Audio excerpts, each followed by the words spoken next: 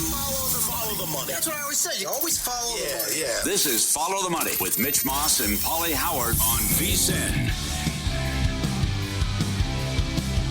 Here we go. Welcome in. It is Follow the Money on VSiN, the Sports Betting Network. Mitch Moss, Pauly Howard, live in downtown Las Vegas from the Circa Resort and Casino. Very busy 3-hour Football Friday edition coming up. Sal Paolantonio, the great Sal Pal, from ESPN with his best bets and a weather update from Philadelphia in 1 hour. Derek Stevens, the owner of this great property, in 90 minutes. Ian Eagle on the show. Mike Somich, VSiN host, with his best bets.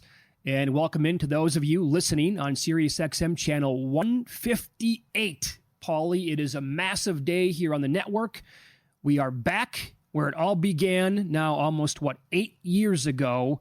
And for those of you who are listening today on the network, thank you. We really think that you're going to like what you're listening to if this is the first time that you've landed on VSiN. Mm-hmm. And for those of you who are with us for the early ride, we try to cover every sport, although we're going to hit NFL hot and heavy here until we get past the Super Bowl. But we got on board with the hockey totals and what happened when we first became a network, and we'll be hitting that as well. So as Mitch always likes to say, every ticket cashes the same. Mm-hmm. So it doesn't matter what sport we're talking about. We'll try to make it entertaining and make you some money. No doubt. So here we go with the NFL Divisional Round. Game number 1, Saturday, Texans playing at the Chiefs. And I'm looking at the screen right now. Kansas City, 8.5 pretty much everywhere. And the total is 41.5. Couple of notes regarding this game to begin, Pauly. Questionable for the Texans. Joe Mixon at running back, Robert Woods, and their really outstanding linebacker, Azeez Al-Shahir. Houston is 7-3 when Mixon averaged 4 yards per carry on the year, 2-3 when he did not. Questionable for the Chiefs. Jalen Watson, the thought all week is that he was going to be back off the IR to play cornerback. And Mecole Hardman is doubtful, but that I don't think really matters. The weather in KC, cold and dry. Game time temp in the low to mid-20s, 10-mile-an-hour sustained winds. Gusts at about 20 miles an hour. This is a very popular teaser leg this week with Kansas City, and I'm sure no doubt on money leg parlays as well. And I think that's going to get there. I'd be stunned if the Texans win this game. Number one, I'm asking you to do something you've never done. You're 0-5 all time as an organization in the divisional round. Mahomes, who we've talked about all week, is 6-0 in the divisional round, and he hasn't turned the ball over in any of them. And now he gets all his weapons back, too, and then the rest factor as well. I don't think they'll be rusty. They won the first matchup by 8. He was only sacked one time, and they were great on third down. Third down will probably decide it in this one. But I am asking the Chiefs to do something that they rarely have done, which is win by 9 points or more. And 4 of their 15 wins, only 4, are by 8 points or more. But I just think with going for the three-peat, their 4th title in 6 years, it's a tough place to play, raucous environment. I just don't think the Texans are that good. And I think Herbert handed them the game. I have a lot of respect for their defense. I was too harsh on their defense last week. The defense is nasty. It's good. But the way Stroud regressed, the way you lose Dell and Diggs, other than Collins, who can beat me? I know the KC struggles against tight ends. I just don't think there's enough weapons here to do enough against a great Kansas City defense, and the regression with Stroud. And I know Mahomes is going to go off and spread it around. He just has too many weapons now that he has. You're going to get to the bromance here in a second with Kelsey, but Pacheco, Kelsey, Hunt, Hollywood Brown, Hopkins, Noah Gray. It's Worthy. It's too much. Don't forget about P. Ryan, too, out of the backfield, catching passes. So, the Texans disappointed me pretty much the entire year, going back to day one of free agency when they cleaned up, especially defensively, to bring in Danielle Hunter, to tag team him with Will Anderson. I'm like, okay. Won a bad division, though. That's really underachieved. Yeah. Totally. I bet them the first day in March of free agency at 16-1 to win the AFC. That ticket has never really had a chance. I thought they were not going to win last week against the Chargers. I thought they were going to be one and done this year. They, surprised me with that win and how they played, although their defense does have a ton of talent. But on the flip side, again, what are we talking about here with the Chiefs? If you go back and look at their schedule, and they did not get a lot of the breaks that they did. Week 1, if Likely's toe comes down in bounds, that's a loss. They beat the Bengals at the buzzer. Field goal there. Also, referees kind of screwed Cincinnati. Week 3, the referees absolutely screwed Atlanta in that game. The block kick against Denver to secure that win, beating the Buccaneers in overtime like they did. The Chargers games with the doink week 14. A bunch of those, they would not have the 1 seed if, those coin flip finishes went the other way. Yeah. And so, but it is what it is. And I just think that's a point of everybody's been saying this the entire year, that they're just not that great of a football team, and we have not been impressed, and yet they won 15 games in the regular season. They would have to beat themselves, either with penalties, turnovers, or both, and I don't think the turnovers are going to happen because Mahomes doesn't turn it over. Penalty-wise, Clay Martin's crew's on the game, 59 flags for offensive holding, number 1 in the league. Kansas City, number 2 for most called. I think that's pretty big, actually. That could be big because Hunter wreaking havoc along with Anderson, and Hunter number 1 in pass rush win rate. But the other one, too, and Lassiter and Stingley are awesome, but going back to the offense, since week 9, the Texans are 27th in EPA per play on offense. I just don't think, other than Collins, they have enough explosive players and explosive plays. That's the part that I can't get over. I can't get past that. And I also agree with the total coming down now here at circa at 41.5. Yeah. How many points are they really going to score? What's realistic for the Texans here if the Chiefs are clean? I think they have to score. Can they win this game by scoring 17? Can they win 17-14? I don't think that's possible. No. But can they win 24-21? Would 24 be enough if the defense plays out of their minds again? That sounds about right, and you would have to do something in the special teams. Fairbairn would have to be great, and then you do what you did last week. Ross had the block, and he also had the return. The first time that's happened in NFL history when he returned the extra point block. So you'd have to do something there as well. But again, you should have been down at least 3 scores to the Chargers in that game. You came out sleepwalking, which is a bit of a surprise because they're 14-4 ATS this year in the first half. Oh, well, are you concerned about the 25-day layoff for the starters of the Chiefs? I mean, there's got to be something to it because we also tied it into what happened with Mack and his numbers with the 1 seeds the last couple of years too. We're getting off to a slow start. Yeah, right. Yeah. So that there could be something there, right? Maybe look at first quarter under, first half under for the game, although the number has been coming down pretty much the entire week. Now I'm with you. I've been disappointed in the offense the entire year for the Texans, although this is a good matchup for Dalton Schultz. The Chiefs are one of the worst teams in the league at guarding tight ends. Mixing questionable changes stuff. I want to know, because it's an ankle, cold weather, the turf is going to be like concrete. So, what does that mean for him? He's going to give it a shot. He's a gamer. But what if he goes out there right away? He's like, yeah, man, it's too gimpy. I can't go. Mm-hmm. Then he's like their best weapon the entire year after Collins got hurt. So that's an issue. Yep. Got to check that one. Got to monitor Flowers. Flowers is doubtful, but Harbaugh's giving him a chance to play. Yeah. Got to have more with the information with those two guys. The Saturday night game, Commanders at the Lions. This thing's been going back and forth between 8.5 and 9.5 at various books all week long. In fact, it's sitting there right now. I'm looking at DraftKings. It's 8.5 for the Lions, 9.5 at other spots. I don't think this touches 10. Unless maybe on game day, just all sharps start pounding the Lions. I don't think that's going to happen. If you could have grabbed 10.5 down the street when they opened it, right? I'd love to have that in pocket. Yeah. David Montgomery, not on the injury report. Good news for the Lions. Also, Taylor Decker, Terrion Arnold, good to go. Kevin Zeitler, offensive lineman, is going to be out. The total at 55.5 is the highest in the playoffs since the Chiefs-Buccaneers Super Bowl. Here's where the game might come down to. The Commanders were 8 of 15 on third down in the wild card round and 3 of 5 on fourth down. For the season, Washington was 45.6% converting third downs, 6th best in the NFL, and 20 of 23 converting fourth downs, 87%.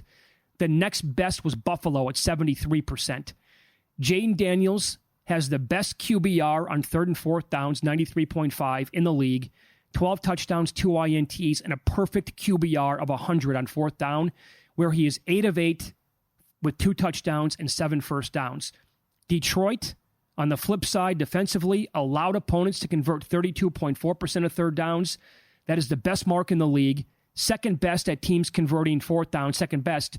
And their offense overall, 22 of 33 on fourth downs, fourth most attempts, and fourth best converting third downs. That punt prop that people have been talking about makes a lot of sense. Under 5.5 punts in this game. Okay, there's 2 things here. Number one, we love Daniels rushing yards over, and we'll have a breakdown of Campbell against mobile quarterbacks. He could have a big game here on the ground. The other thing is what you said. I love these last 3 games with longest made field goal under. Who's kicking a field goal in this game from distance?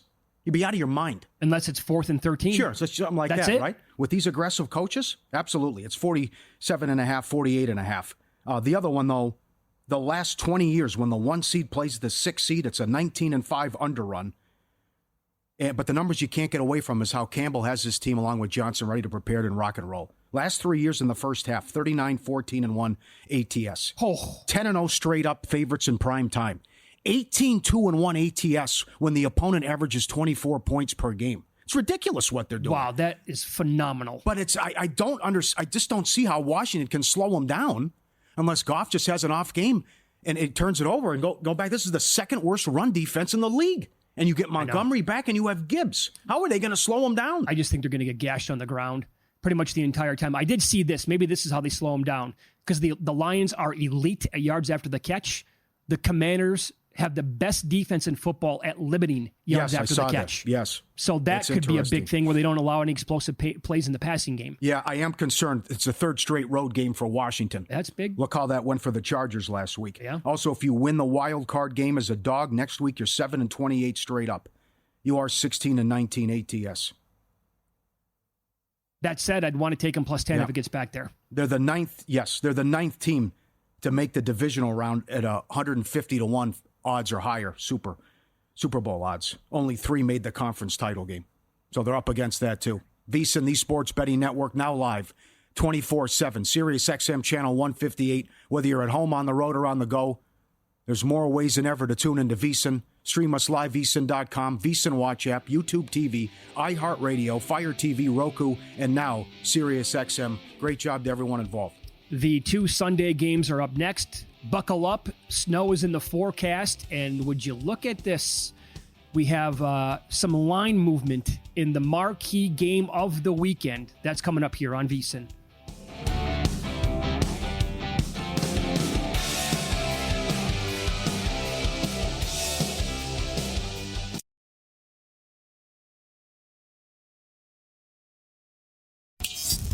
This is Follow the Money on VSiN. Welcome back. We are live downtown Las Vegas, Circa Resort and Casino. Thanks for listening. For those of you out there on channel 158, Sirius XM, as we are back today, 24/7 here with the network. In 15 minutes, we'll go over some player props that we like for the divisional round. The games on Sunday, Pauly, Eagles, 6.5 point favorites. That's the number at FanDuel. Total dropped a little bit to 43.5. I think this is based on weather reports, including Kevin Roth out there who does this for a living.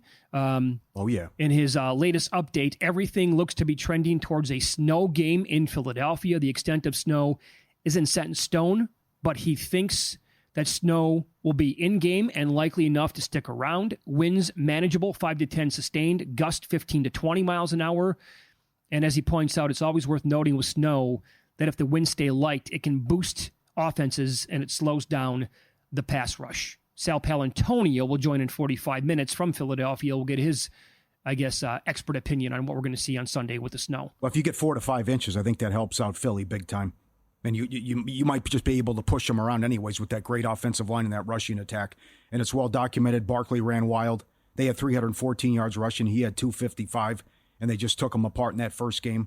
So as much as you want to put this on Hurts and the rust and how bad they played and how he played against the Packers, if they're going to get helped out by the weather here and more with the ground game, that's big. But no matter what the weather is, they can't look like they did last week. There's too many weapons, and that was unacceptable, what happened. But the other thing is, how can Stafford handle the elements here? He did not handle the elements well when they played the Jets.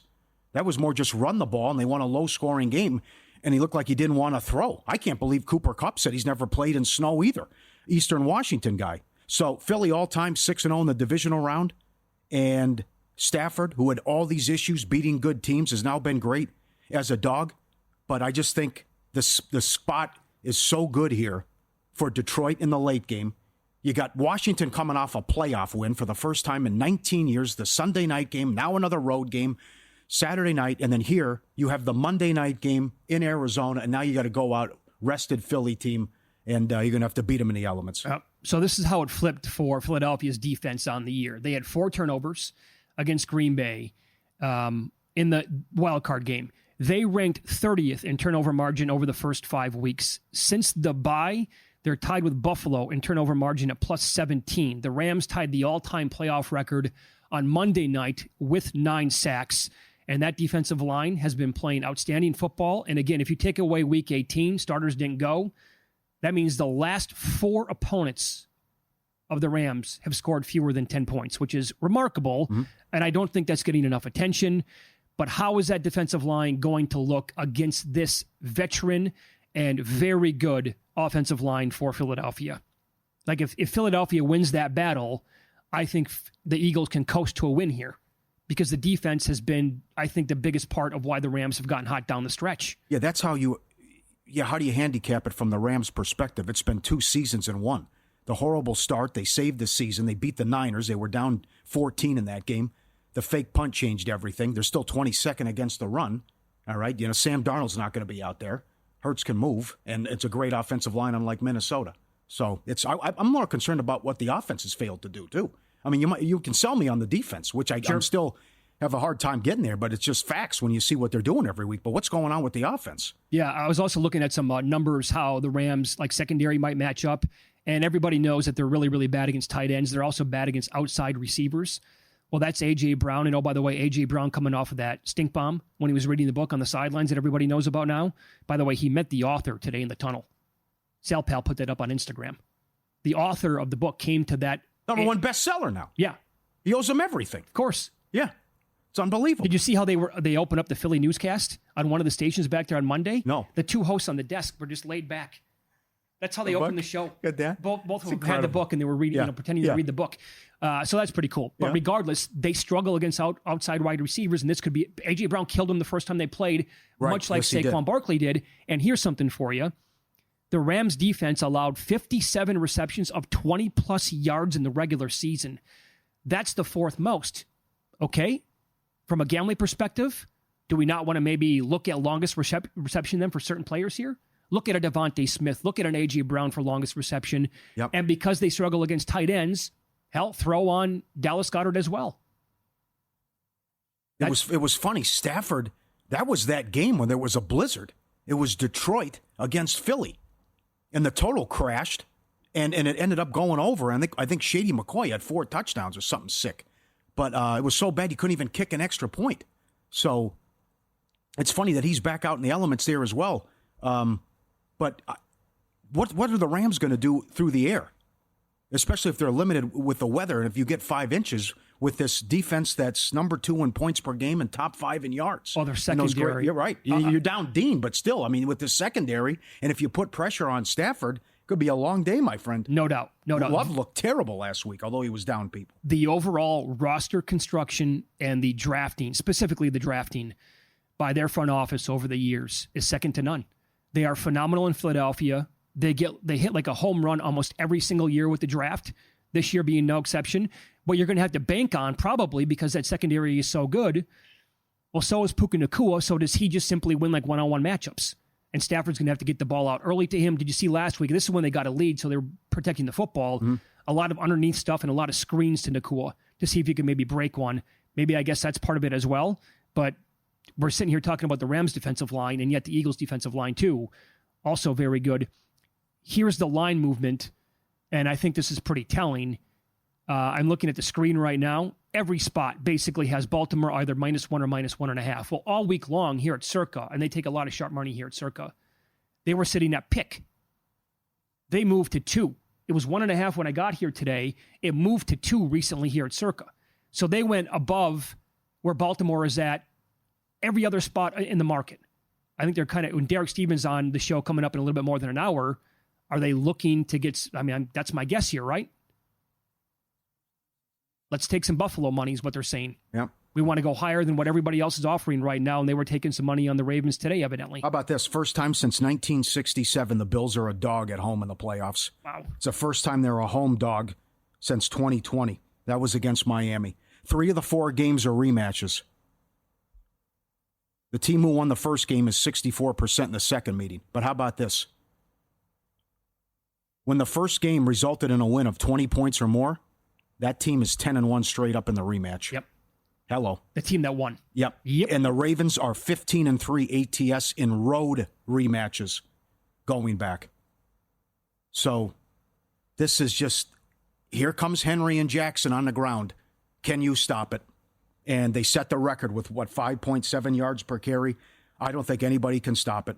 And the fact that Henry has been at his best in the playoffs, 8 playoff games, half of them, 150 yards rushing.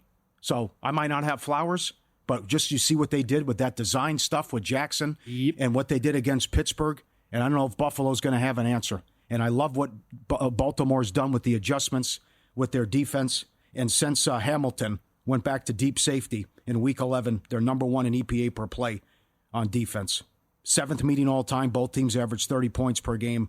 And I figure both quarterbacks won't turn it over. But if one quarterback does turn it over, it could be Lamar. And we saw what happened his last playoff game in Buffalo when he had the pick 6. But it's going to be all about the rushing attacks here and what they did last week. One team ran for 300 on 50 carries, and the other team had 200 yards rushing as well. I just don't think Buffalo has enough defensively to slow down Baltimore, although Baltimore's a very popular pick, though. Plus, frigid temperatures could equal more time on the ground for both of these offenses.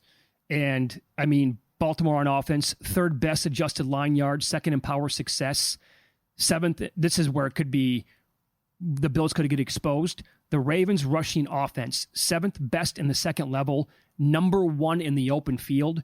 Buffalo, 24th at the second level, 31st in the open field. Again, that probably speaks to Lamar's longest run going over, Derrick Henry's longest run going over. And I got to tell you, too, this is why they got Derrick Henry. Yes, that's right. Assuming the Bills don't get out to a 14-point lead, his rushing attempts prop is 19.5. There's a absolutely an angle here where he runs the ball 30, 35 times in this game. I don't trust either kicker, too. More on that coming up. When Lamar opens, this is from Evan Abrams, when Lamar opens the dog, 17-3 ATS, 19-1 covering 6-point teasers. 6 times he's opened the dog and became the favorite. 6-0 straight up in ATS, covering by 9 points per game. Wow. He relishes this spot. Yeah, very good. Yep. Looking for some action? Our friends at First Bet have you covered. Sign up today, unlock exclusive promotions. Watch and wager on hundreds of exciting horse races every day across the country and around the world. Sign up firstbet.com, promo code VSIN200. Claim a 20% rebate for your first 60 days up to $200. Head to firstbet.com today. 2 other ones quickly, Mitch. Philly, 20-3 underrun in January games since 2011. Favorites of 7.5 points or more have won 18 straight playoff games. Baltimore lost to Tennessee in 2019. That's the last game 6 years ago? 18 in a row. You're laying 7.5. Wow. Okay. We talk about like season-long form, recent form, history. What does it all mean? Well, I think you have to consider that when you look at this guy's history in the postseason the last 5 years when he dominates pretty much every single game.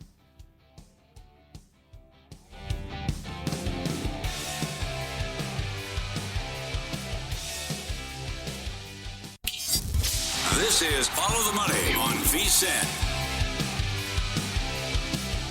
Heavy player props in our breakdowns for the next 2.5 hours as well right here on Follow the Money. It's VSIN, the Sports Betting Network.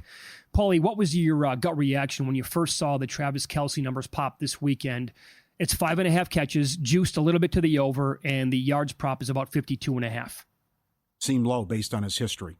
But then again, it's when has Mahomes had this kind of weapons, though, to go out and get Hopkins and Hollywood Brown and what we talked about earlier, right? But doesn't it feel to you like this is his time? This is that brotherhood between those two. Yeah.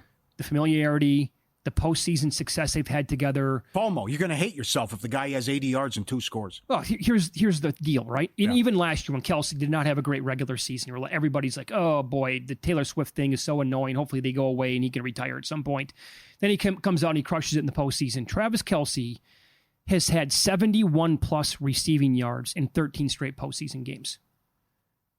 Again, his prop is 52.5.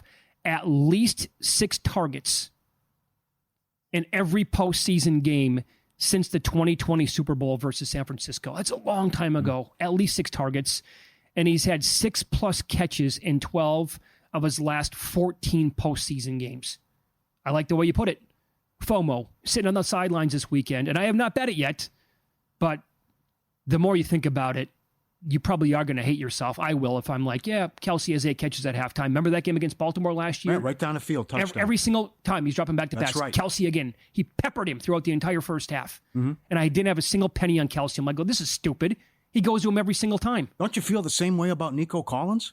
Like, how are the Texans going to... They have to move the ball by throwing to him. That's the only weapon they have.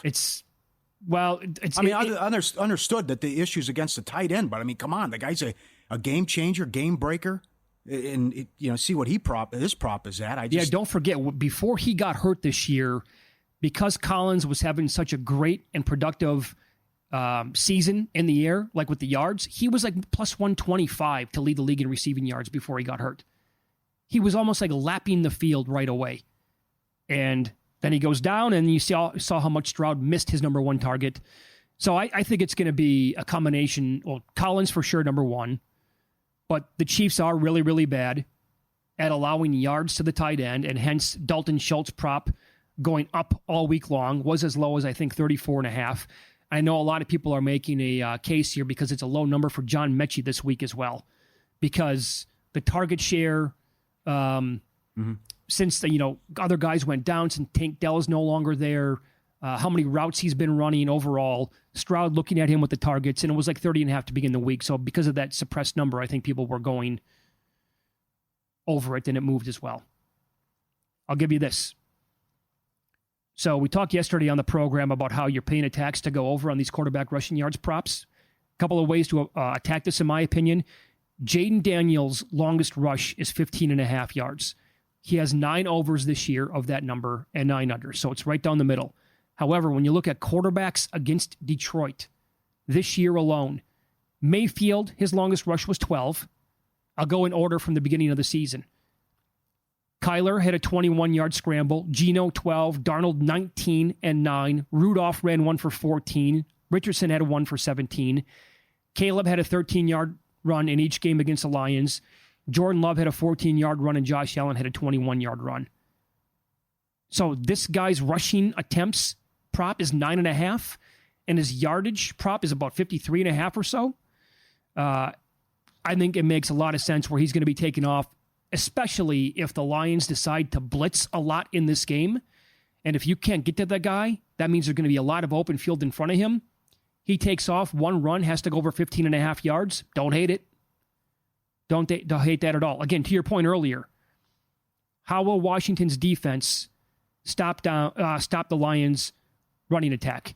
Washington on defense for the year, 23rd in adjusted line yards, 15th in power success, 25th worst stuff rate, 31st at the second level, 26th in the open field. Well, Detroit on the ground, number 1 in adjusted line yards, 9th best with power success, 7th lowest stuffed rate, 3rd best at the second level, 8th best in the open field. So they should have a field day here running the football. I don't even think it matters that Montgomery's back because Gibbs is so good, but now that you get him back, it only helps out a little bit more. And so I'll tie that in, assuming that the Commanders cannot slow down those two guys. What about Goff's passing attempts under 33.5? He went over that number 6 times this year. 5 of those 6 have come in the last 7 games, and only 4 quarterbacks went over 33.5 passing attempts versus Washington on the year. I think it's correlated there, where Detroit runs the ball at will. Washington can't stop him for the most part, and Ben Johnson's content with that and says, okay, we're not going to throw Goff 35, 40 times in this game. That's what he should do. But then again, he can't be pass happy. But you could also be licking your chops after what. I mean, let's be honest. Lattimore sucked last week. He was rusty, and he also didn't do much. And when Baker was throwing it to Evans too much. But if you're Ben Johnson and you look at how Lattimore played, and they have a suspect defense already. I mean, that's just imagine if they're gashing you on the ground, what the passing attack's going to look like with all those weapons. So you give up 137 a game on the ground. You allowed 101 to Tampa. And now these guys coming in, averaging $140 a game on the ground too. So that could be just chunks after chunk plays going against them. But 33 points per game as well. And now with Johnson with all this time. What's the latest on him, by the way? Same thing. It's there's no real update. Raiders or Lions. That's it. Yeah, there's no other gig. Yeah, we got good audio coming up. This is really making the rounds of not a leader of men. Not a guy to get up in front of people, socially awkward guy. And it kind of relishes the, I'm going to go in the lab and cook stuff up, and I don't have to run the organization. I respect that. Sure, I don't have a problem with it either. Not everyone's cut out to be a coach and scream and yell and be the leader. So he would rather, but it comes down to the Raiders or staying in Detroit, and like the Bears are out? I don't know. Yeah. Well, who knows what they're doing? They're talking to 80 people. Give me a break. God, yeah. But that's, if he wanted that job, I would give it to him. But that's, maybe it's just more of Brady. That, okay, I'll listen to Tom Brady. You're the master of the kicking props. Yeah. What caught your attention this week? Well, I think the big one here is what's going on in the Buffalo game. It's so cold, and I don't trust either kicker. Bass missed 5 extra points. Tucker missed 2 extra points. Career worst 73% this year as well. I mean, between the cold and the weather and the snow, the longest made field goals, 47.5, and with 2 very aggressive coaches. Like, who's trying? Why would you try that? At least you're inside in Detroit, right?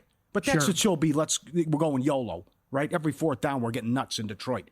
Both coaches. But here, in the elements, with that damn wind, who's trying a 48-yard field goal I like in it. that game? Not to mention, it's Harbaugh and McDermott, and you got to go for it every time 4th down. Not to mention, I use Allen 4th and short, or I got Lamar Henry That's a good catch. or the Andrews tush push. Same thing with the Philly game.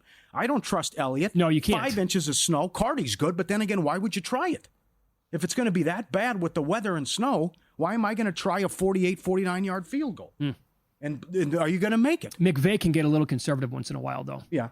That would be my one drawback there. And Sirianni just loses his mind once in a while. How about him? Watch him trot out Elliott for like a 53-yarder in the first half with snow on the ground coming down and, 18-mile-an-hour winds. And he just shanks it and has no chance of making it. And then he's going to get ripped from, coast to coast with that decision. I'll point this out. Yards per game allowed to running backs in the air. Bills, they allow the most, 44.2. Hello, Justice Hill this week. The Ravens allow the third most, 40.6. Paul Charchian came on the program yesterday, had a great rundown of Ty Johnson. I still can't find Ty Johnson receiving yards props anywhere. The Commanders, You're holding off on a lot of stuff because of Flowers. You don't have longest. He's doubtful, by the way. Yeah, you don't have most receiving yards in that game, and there's a lot of stuff that's not up there, right? Does this make you want to be careful with Jahmyr Gibbs in the air? The Commanders only allowed 23.5 yards per game to running backs in the air. Second best mark in the entire league. No, I'm not scared off it. Okay. He's going to get a ton of targets. The Chiefs allowed the third fewest yards to running backs in the air. That would be Joe Mixon, but he's questionable anyway. And yards allowed per game to the tight end position. Chiefs, 68.5, second most. Rams, 61.3, fifth most. Ravens, 59.6. That's the seventh most. The Eagles were absolutely elite against tight ends this year. They allowed the fewest yards per game to the position, 35.7. Lions, pretty close to them, only 39.8. So I'm not going to be on Zach Ertz this weekend either. Commanders were really good, too. They only allowed 41 yards per game to tight ends. The one thinking there is if maybe Gibbs and Montgomery take away carries and yards from each other, maybe it's just Daniels who could get at a big price to have the most rushing yards. Well, I'm hoping because I laddered him. That could be in play. That's possible. Getting ready for Big Game 59 with a big deal to match. $59 off the VSiN Pro annual subscription when you sign up using promo code FTM. Become a VSiN Pro annual subscriber. Bet smarter all year long. Every best bet, every host, every guest. The betting splits from DraftKings and Circa. The dog videos, the betting guides. Don't miss out on this big game deal. VSiN.com/subscribe. Promo code FTM. $59 off annual subscription today. It's great to be back on Sirius XM Channel 158 today. And fittingly, some NHL streaks are red hot. Pauly, details next.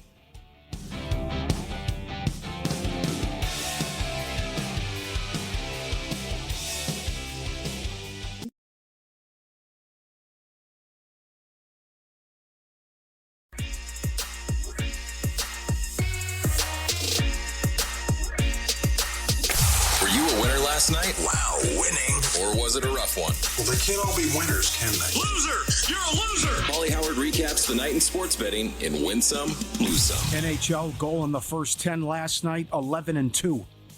Edmonton, 18-2 run on the road. Flyers, 19-4 on the road, 10 straight overall. Goal in the first 10. Red Wings, 14-1 run. Goal in the first 10. Blackhawks, you got the goal in the first 10, but we couldn't get the first period over. The 11 in a row came to an end. Those are the ones that are most infuriating. They scored, you still had 12 minutes to play with and get another one. You couldn't do it. 10 of 11 for the Blackhawks. For the game, Ottawa's played 9 unders in a row. And your big boy tonight, Buffalo's at home. They are 15-2 at home. Run, goal in the first 10. Is there anything to the Vegas-Carolina game because I have an itch to parlay yet again. That's back-to-back winners now. Yesterday, the round robin came in. I will say these seem like they're so fluky that 3 of them were in going into the Oilers game. I hedged some of it back, my original bet, and a little bit more. As I was like, I got to lock up something on this. It's so fluky, but they all got there, no problem. Yeah. There's a little something there with Vegas if there you is, want to okay. play it. Temple plus 270.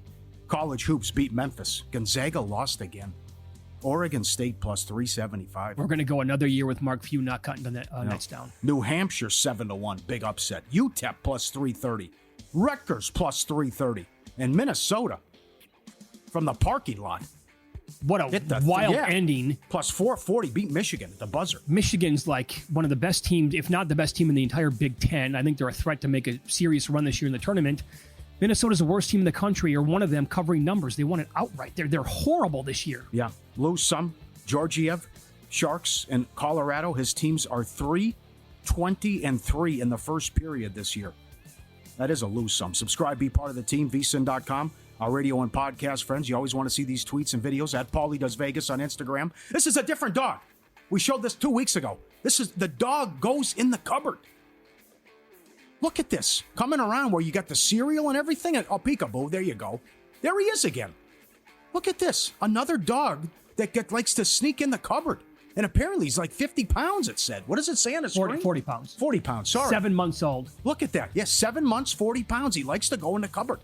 And he hides it where you put the milk and cookies and the cereal and everything. And then, Well, he's an aimless wanderer is what he is. Look at that. And he's trying to take a nap. I think he's trying to tell the owner, hey, come on, man, I don't want that light in here. I'm sleeping. Oh, my God. That's an incredible video. I'm stunned. The one that we showed 2 weeks ago, the guy was a big fella. This guy, 40 pounds, just like, okay, I'm even to think about to contort and put your body in that position and get in there and that's comfortable, right? Here's a great reaction. The owner pretends to take a bite out of the dog's paw. And the expression is priceless here. The look about, what are you doing? Did you just... I'm looking around, spooked. He's got me freaked out. Spooked there, the look on the dog's face after the owner tried to take a bite out of crime. Incredible. And this is the bulldog. This is how he goes to bed every day. It's how it has to be done. So he jumps in the bed, but he has to be Ubered. Okay? I start there. That's the first stop at the station. You have to Uber me and drag the bed to where I lie down and put my face on the pillow, put my head on the pillow, right? So here, after I sit in the bed and the owner drags me, okay, there you go. Now I can finally go to sleep. Every night, this is how it has to be done. He won't go to bed unless he starts in that small bed. You drag him to where he goes through the gate, then we call it good. Creature of habit. Unbelievable. Bad for the Bucks. Pacers +2 went off the favorite. In a bad beat, the Avalanche were led 3-0 and lost as the Oilers came back to get them. A lot of stuff going on ice every night. If you're the kind of player who wants to drop $10,000 or more on an NFL line at the best price in the market, or maybe you're looking for instant acceptance on your in-game bets, you need Sport Trade, the app that's revolutionizing sports betting with $4 lines instead of the standard $10. Instant in-game betting, dedicated concierge player service. Sport Trade delivers a premium betting experience like no other. Live in Jersey, Colorado, Iowa, Arizona, and Virginia. Download Sport Trade today, code VEASAN. Get 10% cash back on every wager during your first week. Got to be 21 or older to play. Terms apply. Sport Trade. Awesome. So this is getting a lot of steam. And 2 people I respect told me this yesterday. The Ben Johnson angle, socially awkward, not a leader of men. Mike Florio today, Pro Football Talk, on with Dan Patrick on what's he hearing with Ben Johnson. Why is the coaching carousel slowed down? Because there's only 2 guys who are no-brainers going into it, Mike Vrabel and Ben Johnson. Now, with Ben Johnson, the question is there a spot where he is willing to go and give up this opportunity to be part of an emerging juggernaut in Detroit? And also, not every guy wants to be the guy at the front of the room. I've heard that Ben Johnson relishes his current role as mad scientist, coming up with all these trick plays, running the offense, and not dealing with the pressure of being the head coach. Look at what Dan Campbell has to deal with. I mean, he got doxxed. They had people show up at his house. When you're the offensive coordinator, that doesn't happen. When you're the head coach, that happens. And alignment has been the word most associated with Ben Johnson. He wants alignment with the front office. Interesting. Okay. So the 3 angles there. He loves what he's doing in terms of likes just to be the mad scientist in the lab. The other thing is the socially awkward angle. And that's an interesting point, too, about what happened to Campbell with the incident with the daughter at school, where that's someone right. put it out there on Front Street after they lost in the NFC title game where he lived, and they had to pack up. What do you think? I think that plenty of people are now saying this, so this is a very popular thing. So I think it's probably real. And I have, again, if this guy is totally fine and he only wants to be that guy, leave me alone. I'm going to go design plays. That's what I'm here to do. And I do not want to be that person in charge. I do not want to be the face of the organization. I can't do what Dan Campbell does. I can't go out there and be the rah-rah guy. And I can live with this. Then I would say, Detroit, you better offer him as much money. Just do it. Give the guy what he wants. Give him $5 million a year. And I think that would be awesome.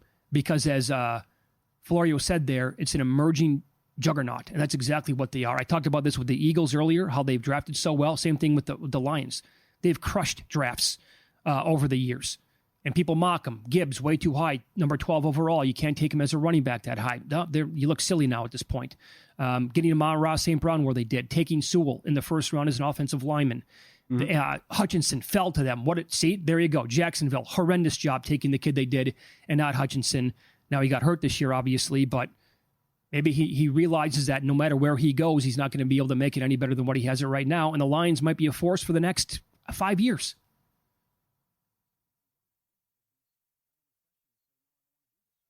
Do you have a lot of, we'll get into more player props coming up. It's interesting because it'd be kind of refreshing to say, no, I don't want to do this. I love it. And maybe I'm not cut out to do that. Right. It's wild, though. But the Raider thing is perplexing. Do you have a favorite side or total this week? I do not. You do not. These are tough games. I found last week to be tough. If you could grab the 10.5 right away with Washington, I thought that was big. I teased the Chiefs. You got to have to find another dance partner. You want to tease them with Buffalo getting 8 right now? Yeah, that's not bad. Although, boy, that was ugly the first time they played. Boy. Again, but I'd just be stunned if the Texans won the game.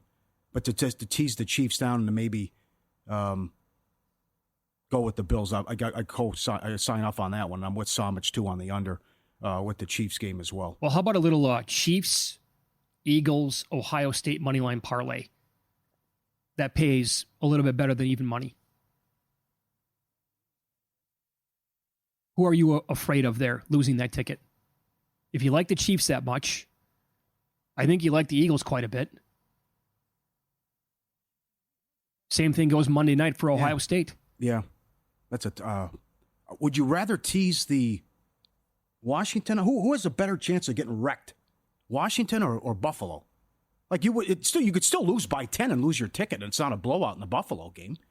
Maybe it's just the late touchdown drive puts it away, and it's 30-20, whatever. But, is Washington going to lose? The last 11 Commanders games, 10 have been decided by one possession. They haven't lost by double digits since week 1. Are they going to lose by 17? I don't know. Because that guy, they're never dead. With Jane Daniels out there operating as the quarterback there in all these games. And even, so basically, either like Detroit scores late to cover this game, or they're blowing out Washington the entire time? Are they going to have a 3 or a 4 score lead the entire game for a guy that doesn't really turn the ball over? And they're going to just make Washington punt that often? I don't see that happening. I don't have a strong opinion on some of these games other than I think Kansas City's going to win and lead under, is because I'm focused as doing this in the business and what we're going to be talking about for the next month.